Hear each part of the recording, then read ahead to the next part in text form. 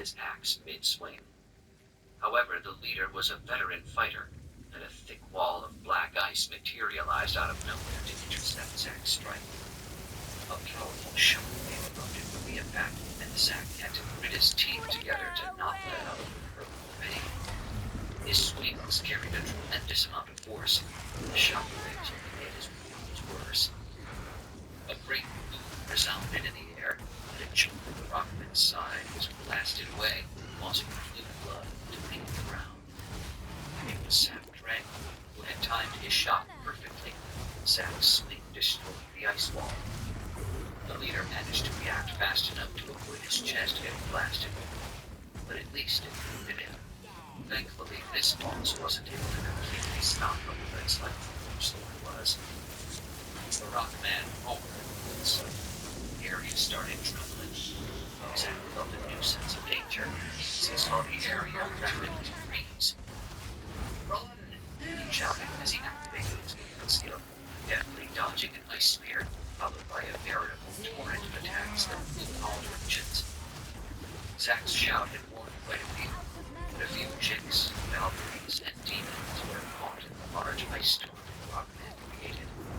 Even the demon warriors caught inside soon succumbed after desperately having defended against the onslaught of ice spears from above and earthen stalactites from below.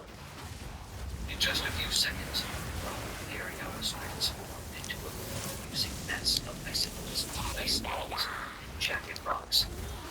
Zack was forced to keep moving about, using his movement skill while wildly waving his axe to destroy the projectiles that kept whirling toward him. But the projectiles were in the hundreds, unable to destroy them. Luckily, the power of each individual projectile was limited, and with his endurance, they only created shallow flesh wounds. However, whenever an icicle hit the new wound in his chest, the festering one in his side, he almost peeled over with pain. And it was at exactly one such time that the Rockman suddenly emerged right behind Zack, giving him an acute sense of danger.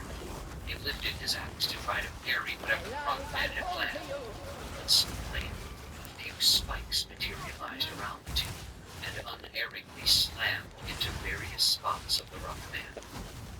The leader wailed in pain, and Zack had the opportunity to swing to decapitate the man with a horizontal swing. A huge surge of cosmic energy entered his body, but Zack didn't care about any of that. He quickly looked around and saw a glistening scene. Alea stood some distance away, covered in blood from head to toe. She was impaled in 3 spots by frozen stalactites, and her whole body was held into a pit of multiple small icicles that were rotating.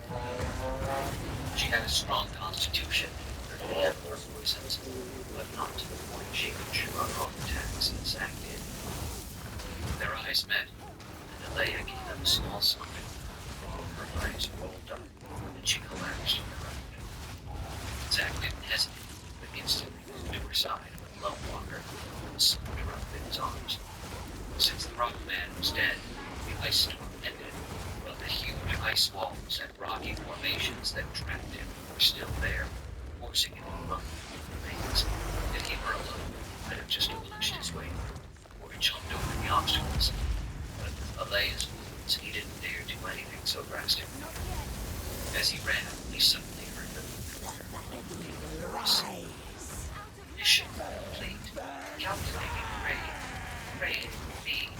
Having 4 hours of contribution gathering. Incursions closed in 30 minutes.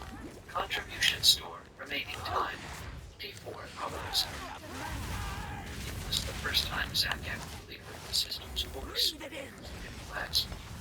Usually there were just prompts that showed his progress. He briefly wondered if there was some special reason for this, but he didn't have time to mull it over, as he was out of the ice field. Zack found himself close to the back of the battlefield. Most of the demons were still focusing on keeping the zombies at bay, but a small defensive perimeter had also been created, with a dozen demons standing prepared at the edge of the frozen field. Zack was standing next to them, and fidgeting. "Young man, are you all right?" Zack shouted as he ran up to Zack as soon as he emerged from the rock. was still carrying the sniper rifle around, clearly looking down at the lane in Zack's arms. Did you? He hesitantly said, seemingly afraid to continue. A few demons were looking cautiously at him as well, their eyes darting between Zack's face and the unconscious and bloody demon general in his arms. Don't look at me, look at the zombies. Alea risked her life to save me, and thanks to her, the last of the enemy leaders is dead. Zack said with a hoarse voice as he carefully put her down, fed her a human belt. The demons relaxed somewhat when they saw Zack fed her. It came from Rydel's Cosmos set and was well-known top-tier pill in the demonic factions. The quest is completed. The final leader is dead. First rack up to list the contribution as you can, but after that, you won't gain any anymore. You have another 20 hours to buy from the contribution store before it disappears as well, Zack said. The incursion will close in 30 minutes. That means that the rock men and the remaining zealots will likely flee. He wasn't sure of the last statement, but he hadn't seen either since he returned to the wall. The rock men had taken significant losses earlier. They were also the force closest to the undead incursion. Zack doubted the problem since they should have their hands full. He was more worried about the zealots as they didn't seem the type to just give up and face death. He read about them. Crazed fanatics rarely took the most logical actions, but they were also missing, which was fine with Zack for now, as he needed to rest, and Agros was missing.